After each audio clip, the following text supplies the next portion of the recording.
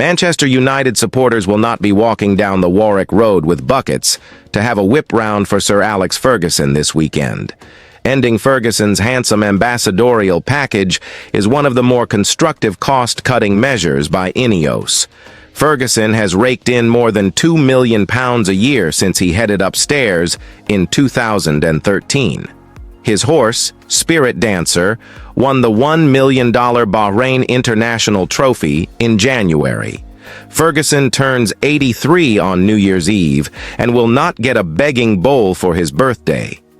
His ambassadorial duties have largely been confined to within Greater Manchester. Unlike some of the former players who travel to all corners of the globe for events and meet and greets during pre-season and the season. That is perfectly reasonable for a man whose greatest comeback was his recovery from a brain hemorrhage. When he returned to Old Trafford in September 2018, he received a standing ovation. His doctor had to rein in his eagerness after he visited Cristiano Ronaldo at Juventus's hotel at the Crown Plaza in October. There are a row of seats with Ferguson's name affixed to each plaque in the director's box. The opposite stand is named after him. There is a statue of him outside, and many drive or walk up Sir Alex Ferguson Way to get to Old Trafford. Ending his 12-year ambassadorial tenure should not discourage Ferguson from visiting his professional home. He does not loom as ominously as he did during David Moyes' tenure, and though he has had no say in the running of United since he was the kingmaker for that botched succession, he has tried to exert it. Some played the politics better than him.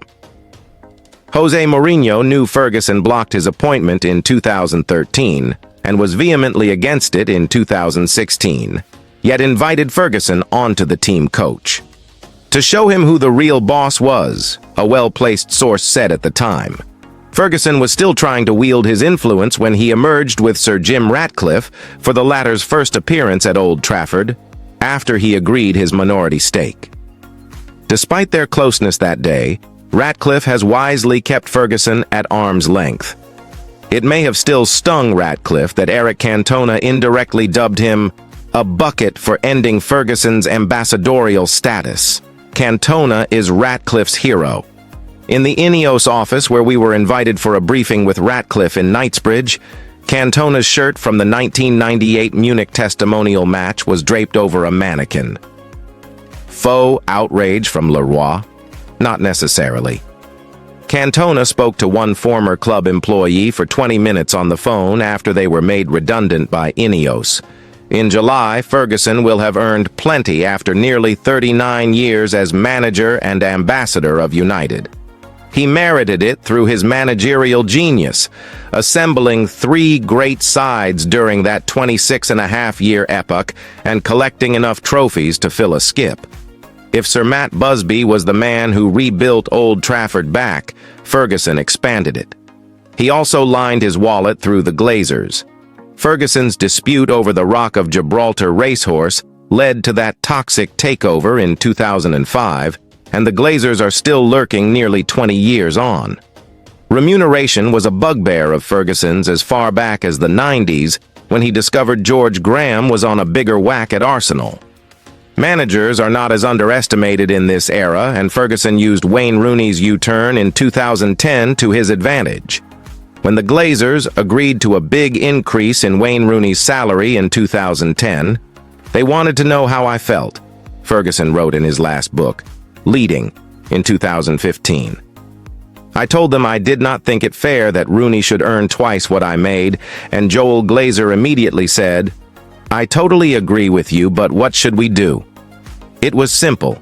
We just agreed no player should be paid more than me. Cue more thrifty and iffy recruitment. In Ferguson's final years, Ferguson still had an eye for a rough diamond David de Gea.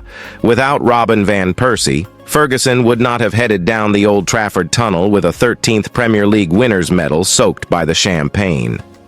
Convincing Van Persie to head to the red side of Manchester effectively decided the title before a ball was kicked. But United were saddled with Phil Jones for 10 years after Ferguson retired. Angelo Henriquez never played for the club. Nick Powell never lived up to the promise, while Alexander Butner and Shinji Kagawa were jettisoned by Louis van Gaal. United did not break the £30 million barrier for a signing in Ferguson's final 5 years in charge. In the 2009 summer window, United spent less than £20 million. That suggested there was cause for a whip round. Manchester United's recruitment plans for their attack were compromised by the failure to sign Benjamin Sesko more than 2 years ago. United held discussions with Sesko's agent, Elvis Bacanovic, in the 2022 summer transfer window as they sought a long-term potential goalscorer. Sesko, now 21, opted to leave Red Bull Salzburg for sister team RB Leipzig in a €24 million deal. The Slovenia international has scored 24 goals in 51 games for the German side. Salzburg quoted United €30 million for Sesko, who tallied 29 goals in 79 games in Austria before he moved to Leipzig last year, having agreed to spend one final season in Austria on loan. United's intention was to recruit Sesko and complement him with a proven goalscorer the following year, preferably Harry Kane. United opted not to bid for Kane due to the prospect of dealing with Tottenham chairman Daniel Levy. After the 37-year-old Cristiano Ronaldo's contract was terminated in November 2022, United signed Wout Weghorst on loan from Burnley in the January transfer window, but he scraped 2 goals in 31 appearances.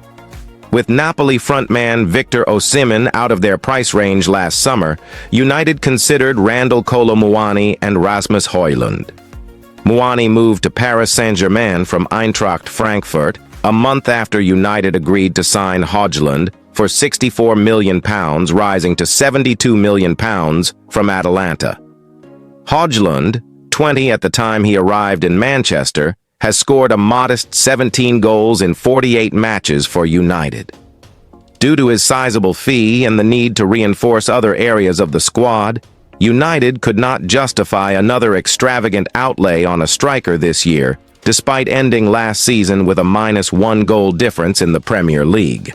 United bought Joshua Zirkzee in July chiefly due to the release clause in his Bologna contract. United paid £36.5 million for the 23-year-old, who has managed 1 goal in his first 10 games.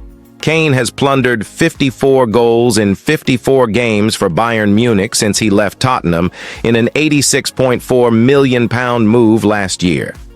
Sesko signed a new 5-year contract with Leipzig in June that has a £55 million release clause. United have still hosted Bosanovic, head of the pro transfer agency, on at least 2 occasions since Sesko signed for Leipzig. United fans, ever hopeful, waited to see if the club would finally land the striker they had been searching for. The story of Benjamin Sesko had been a missed chapter in their history, but the future was still unwritten, with the next striker to wear. Hi United fans, welcome back again. Manchester United's training ground at Carrington hummed with a peculiar tension ahead of their upcoming clash with Brentford. The G-Tech Community Stadium had been a fortress for Brentford, but this time the fixture was different. Old Trafford, the theatre of dreams, awaited, but dreams had turned to nightmares for Erik ten Hag's side. 5 matches without a victory loomed over United like an ominous cloud, but within the storm a few rays of hope began to pierce through. Among those rays of hope was the unexpected return of Noussair Mazraoui. The Moroccan defender had been absent following a concerning medical issue. Palpitations during United's goalless draw against Aston Villa had sidelined him, leading to a minor corrective procedure. Doctors had warned that Mazraoui might need weeks to recover, but the Moroccan, known for his tenacity and unbreakable spirit, refused to stay down for long. To the surprise of many, he was back in training, defying the odds, ready to bolster United's struggling defence. As Mazraoui laced up his boots at Carrington, a sense of determination radiated from him. His return to the squad had sparked excitement and hope, not just within the team, but also among the fans who were desperately clinging to any good news. In the past few games, United had looked fragile at the back. They had conceded soft goals, and the once vaunted defensive line seemed shaky and uncertain. Mazraoui's return added steel to the back line, a steady presence that United desperately needed as they sought to end their winless streak. "I'm ready," Mazraoui told his teammates with a determined smile after the training session. "I've missed being on the pitch and I'm ready to give everything for this team." While Mazraoui's return grabbed the headlines, two young stars, Amad Diallo and Alejandro Garnacho, also stepped into the spotlight. Amad, who had missed out on international duty with Ivory Coast due to a lingering knee issue, returned to training alongside Garnacho. The Argentine winger, who had also been absent during the international break, looked sharp and hungry. For Amad, the past few weeks had been a rollercoaster of emotions. His injury had forced him to withdraw from the Ivory Coast squad, leaving him to watch from the sidelines. But the time away from the national team had allowed him to focus on his recovery, and now he was determined to make an impact for United. "I had knee problems in the last 2 games, and I won't be able to be with the national team," Amad had written on his Instagram, but his tone in training was vastly different. He darted around the field with lightning speed, his footwork slick, and his eyes full of focus. Garnacho, the young Argentine winger who had been making waves with his fearless style of play, joined Amad in training. The two youngsters, full of energy and promise, could provide the spark that United's attack had been sorely missing in recent games. Their returns could not have come at a better time. Erik Ten Hag had watched his team struggle to find the back of the net, with United failing to score in each of their last 3 Premier League matches. Amad and Garnacho's inclusion in the training session ahead of Brentford was a sign of hope, a sign that the cavalry was on its way. The younger players weren't just a breath of fresh air, they were the future. United fans, always eager to see homegrown talent succeed, had been clamouring for more minutes for Garnacho and Amad. Their return to fitness came at a crucial time when United needed inspiration, speed and unpredictability in their play. However, not all the news from Carrington was positive. Kobbie Mainoo, the young midfielder who had been one of the bright spots earlier in the season, was still sidelined. Mainoo's absence, coupled with injuries to Harry Maguire, Mason Mount and Luke Shaw, left Erik Ten Hag facing a selection dilemma. Mainoo had quickly become a fan favourite with his tenacious tackles and ability to dictate play from deep, and his loss was a bitter blow for a United side looking to regain control in the middle of the park. Harry Maguire, who had been struggling with form and injuries, remained out as well. The once captain of the side had faced a torrid time in recent months, but his absence still left a gap in United's defensive options. Meanwhile, Mason Mount and Luke Shaw, both of whom had suffered their own injury setbacks, continued their rehabilitation. United's midfield looked fragile without Mainoo. His composure on the ball, his energy in breaking up play, and his intelligence in reading the game had been missed. Ten Hag knew that without him, the balance in the centre of